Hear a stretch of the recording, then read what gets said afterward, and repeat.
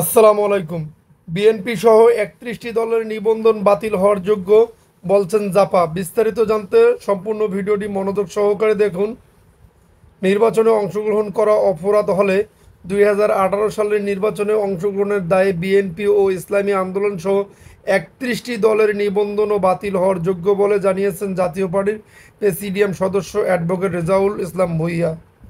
বুধবার ৩০শে জুলাই রাজধানীর আগারগাঁওয়ে নির্বাচন ভবনে দলের আয় ব্যয়ের হিসাব জমা দিয়ে জাতীয় পার্টির প্রেসিডিয়াম সদস্য অ্যাডভোকেট রেজাউল ইসলাম ভূঁইয়া সাংবাদিকদের এসব কথা বলেন। তিনি বলেন, দলীয় কার্যক্রম নিষিদ্ধ ও নিবন্ধন স্থগিতের একটি দলের দাবিকে আমলে নিচ্ছে না।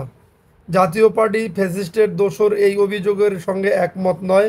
নির্বাচনে অংশগ্রহণ করা অপরাধ হলে ২০১৮ সালের নির্বাচনে অংশগ্রহণের দায়ে বিএনপি ও ইসলামী আন্দোলন সহ ৩১টি দলের নিবন্ধনও বাতিল হওয়ার যোগ্য। লেভেল প্লেইং ফিল্ড নিশ্চিত হলে জাতীয় পার্টি আগামী নির্বাচনে অংশ নেবে।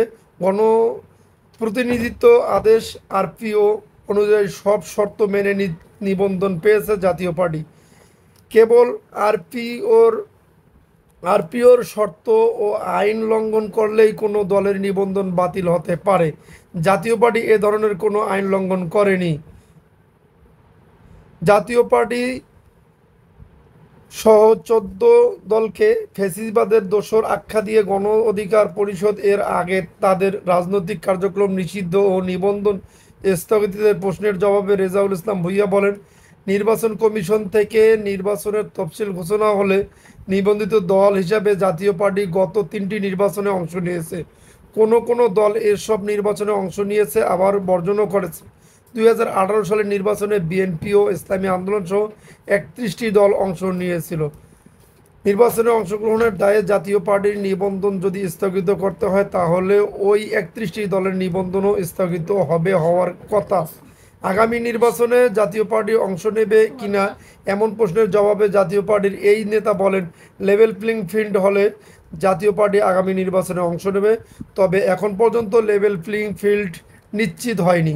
সরকার একটি বিশেষ দলকে পৃষ্ঠপোষকতা দিচ্ছে বলে অভিযোগ করেন তিনি।